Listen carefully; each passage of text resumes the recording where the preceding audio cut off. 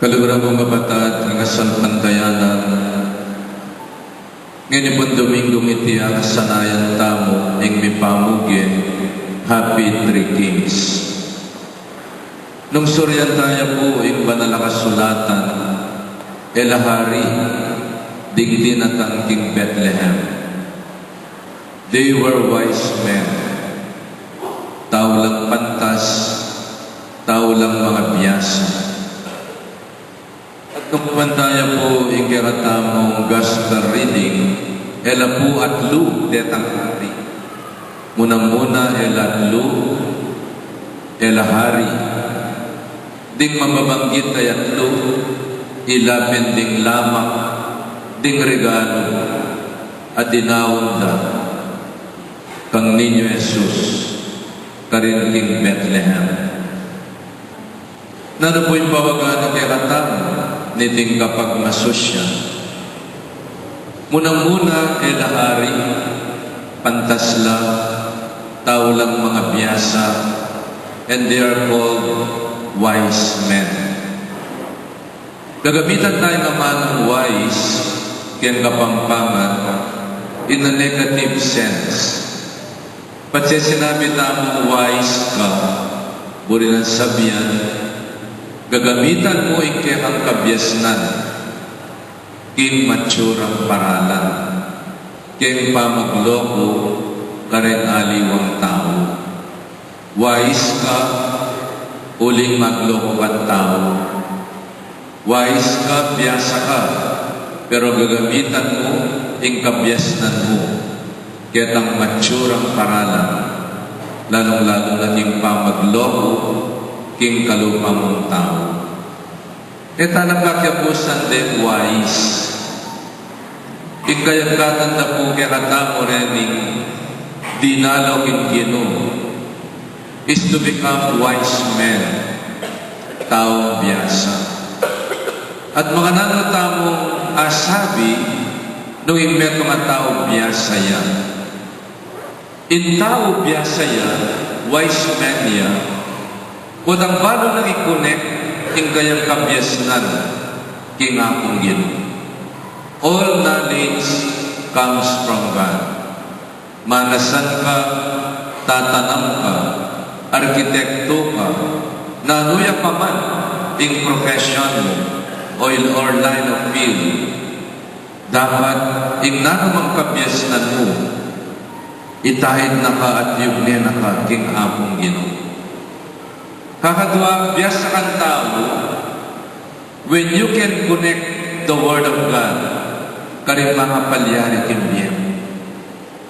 Kung nakakakit may nga pong Gino, kimbiyem mo, at akonek kami nga mano na, king pamibiyem-biyem mo, biyasa kang tao. When you can relate, when you can connect with the Word of God, king pamibiyem-biyem mo. Biyasa kang tao, o dagay ka manalig ka rin batwin, asasabyan na rin oras ko, at kayong kabayo, the running year of the horse. Bakit? Kasi din nga naman tao, manalig na ka rin oras ko. At din oras ko, ilapin din nga rin na rin batwin king banwa, ninuwaring biglalang ka rin batwin in Diyos. Ngayon, makontrol king biyata mo liwaring batwin. In Diyos sa miglalak ka rin batwin. Nga sana ay tayo bibili ing kapalaran tamo ka rin batwin. Ibili tayong biyata mo king gamat ni nga kong Gino. Amiglalak ka rin batwin. Kakadwa. Tamo sana kararang lima maniwala king year of the horse. Uling horse, din na kanya mo ni akong Gino. Ing biyata mo, ilagay tayo king gamat ni akong Gino, king gamat ng kabayo. King areglo na rin between king banwa niya, biyasa ka, o tang bago may kilalanan, ing Diyos sa miglalang ka rin batwin at kabayo, at ing Diyos yung panaligan mo, aliwarin batwin ang po yung kabayo. So let us be wise men. Nung karing kilalanan tayong miglalang, karing kabayo at batuin. Aliway tang manalig karing kabayo, ampo karing batuin. And let us be wise men. Ating meto nga tao biyasaya, potang biyasayang magbayong dalan. In the end, then in wise men, kapamila taning paninang, migbalik kang Herodes. Medyo yan taong maro kapamalak kang Jesus, biyasa lang minaliwang dalan. Yan binimet ka tao, biyasa po ang balo ng iwasan at natuntunan itang dalan ning kapamakan kinbiyana. Nung bala mong mipahamak ka, yan pa mag-drugs mo, masira ka kinabukasan, baligtaran na kapanga tao, gawa na kang malaram, kung mapanako, manaliwakan dalan. In taong biyasa yung manaliwang dalan for a better future and for a better life. Nung balo mong ating kaluguran na babae o lalaki, at inimak dalang kasiran king relasyon niyo, o tamaderan kayo pingpita ng laman, manaliwakan dalan, o tamanyira ang pamilya. Nung balo mong maging adik na ka, keng sugan, o kaya naman keng pamaninom, o kaya naman keng kapanakawanan, ang pong pamamupit, manaliwakan dalan, then you are a wise man. At itama nga sana maging wise man tamo, uling bago tamong tuntunan, indaklat ng kabanalan, indaklat ng kasalpantayanan, indaklat ng lugod, aliwa indaklat ng kasalanan, ampong kapamakan, ampong kasiran king pamipiyapiyata. Ilahari, but they were wise men. And the liturgy is inviting us to be wise in our lives.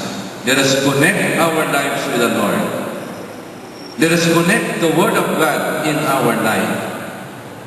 And let us believe in the Creator of the stars, ampoy horse, aliwaring batuin nilang mamontrol king Biyatang, the God of the universe.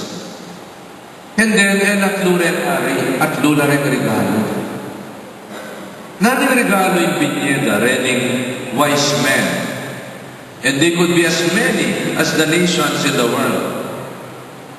Nung din bansa, more than 100 na, they could be more than 100 wise men who visited Jesus in Bethlehem.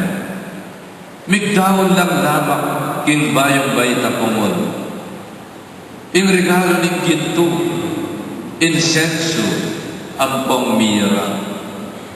Di mo ba sinasabi natin sa isang awitin, at magbuhat ngayon, kahit hindi Pasko ay magbigayan.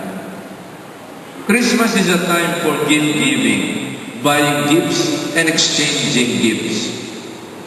Kung sasabihin ng awitin at magbuhat ngayon, kahit hindi Pasko ay magbigayan. Nung balang aldo ng Biyatang, manibat January 1 hanggang December 31, 2014, mamyetang regalo, sasalitang regalo, may paglibetang regalo. Mabusbus na rin bulsa tao. Kagisa ng tamang perang panyaling regalo. Siguro giving gifts 2 times a year, birthday and Christmas, it's okay. Pero to buy gifts and to give gifts every day of the year, baka naman may epekto niya yung budget tao. Baka naman alata ng panyaling regalo. But then, already ng regalong pwede tamong pamye for the rest of the year without spending any 5 centavos from our pocket. Let us give one another the gift of gold. Gininto ang katapatan at paglilingkod na buong pagmamahal. Yan ang pamye tao. Gintong kasuyuan king parokya, gintong lugod king asawa mo. Dalisay na pagmamahal sa iyong mga mahal sa buhay.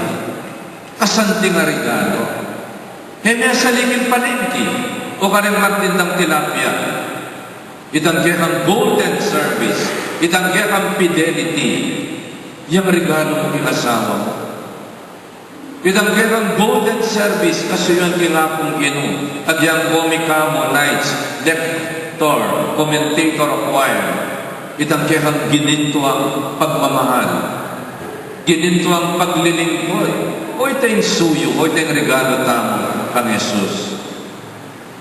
It is a constant exchange gift with the Lord. Babyenenin yun yung kanyang mano at katawan king banal na komunyon. Our exchange gift with the Lord, Lord, o yung regalo ko, yung kasuyuan ko kaya pa. Manibatan niya king puso ko, aliwaging bulsa ko. The Holy Mass is a constant exchange gift with the Lord. Babyenenin gino'y kayang katawan, ingamano na. Ibiyata mo sana kaya. Ingirata mong dalisin, wagas, katapatan, karing kasuyuan tamo, karing liban tamong commitments with the Lord. E na obligasyon, doon ay malugod na kasuyuan, ingapong gino. Kanya man ang susuyo. Uling kaluguran tayong gino. Kanya man ang susuyo yung pamilya. Ikang inda, magluto ka, mamipi ka. O ito yung regalo mo ka rin anak mo. Ikang anak, maglinis kang bali, manampil kang pinggan, manese kang nasi. O ito yung regalo mo kayong pamilya mo. No big deal. Alita mo doon sa kamay mo, bantin mo yung magsabi-sabi ka. E usto'y anak.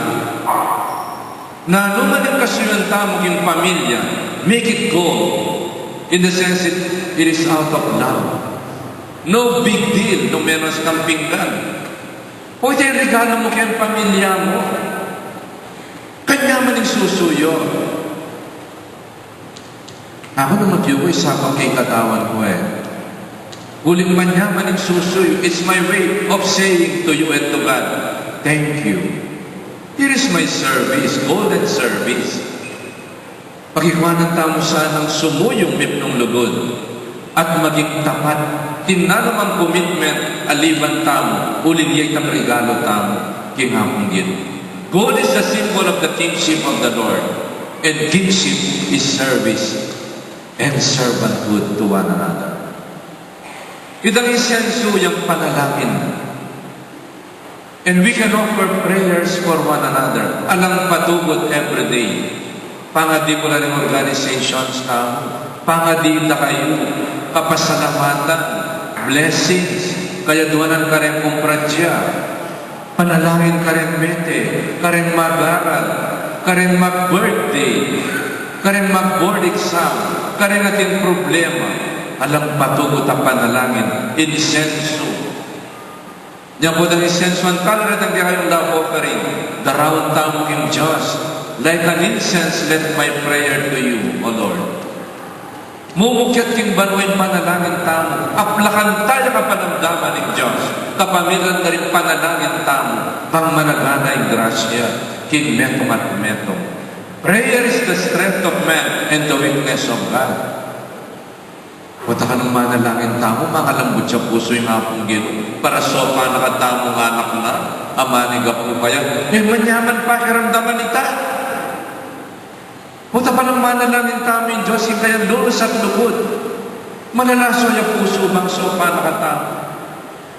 At sana, kung ganyan tamo itang panalangin tayong metong at metong. Sana karasing baby, Lord, bless mo man din. Alang patugot na pamanalangin. Kalwal ng asawa para mag-obraya, panalangin mo din. Kalwal na rin anak mo para mag-aral lang, panalangin mo na lang. Alang patugot na panalangin, prayer. Kasanti na regalo. And we can give that to one another without spending any centavo from our pocket.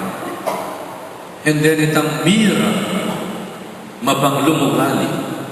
Ing mira pabangluyan. Itang kaya tamong social grace. Itang kaya tamong good manners and right conduct. Papanatilyan tamo sana ing mayumong pamiutos at manyaman na ugnayan at relasyon kin metong at metong. Tamo pa po rin mga slam. Tamo pa po rin masisira. in katamong mayumo, manyaman at masanting apami ugnayan. Meto nga regalo pwede tamong pamye. Emo itang malagupa, mabanglupa, masanting ka memorma ka ali. Masanting nga panugali. Manyaman na pami utos. Ikaw yung mikatwangan sana papanatil yan itang mayumong pami utos. Ila sana everyday you greet one another good morning with a smile in your face. Alitang kabukasan may panis din kayo. Singalan may kerong manuyang. Gusto naman waring ka. Pagkabugan may mamo, mayap. Manyaman na pamiyutos, masanting ang ugali. Diya sanang pamiyat amking metong at metong. Mabanglong pamiyabi-yabi. Alitang may mulong uling may papanyira tamo, mayap. Palto taming kaya paning pamatao-tamo. Through good manners and right conduct. Masanting ang pamiyutos. Manyaman na pamiyabi-yabi. Etamo sana si Siranita. So that every day, when we come together at meal, kanyaman yung mamangan, kanyaman yung mumuli, kanyaman mong pakiutusan, ulit mayang kang tao, at siyukekay nga akong Ginoo. So my dear friends, instead of greeting one another, happy three kings, let us greet one another, happy wise men, and happy three gifts to one another. Talakat lang.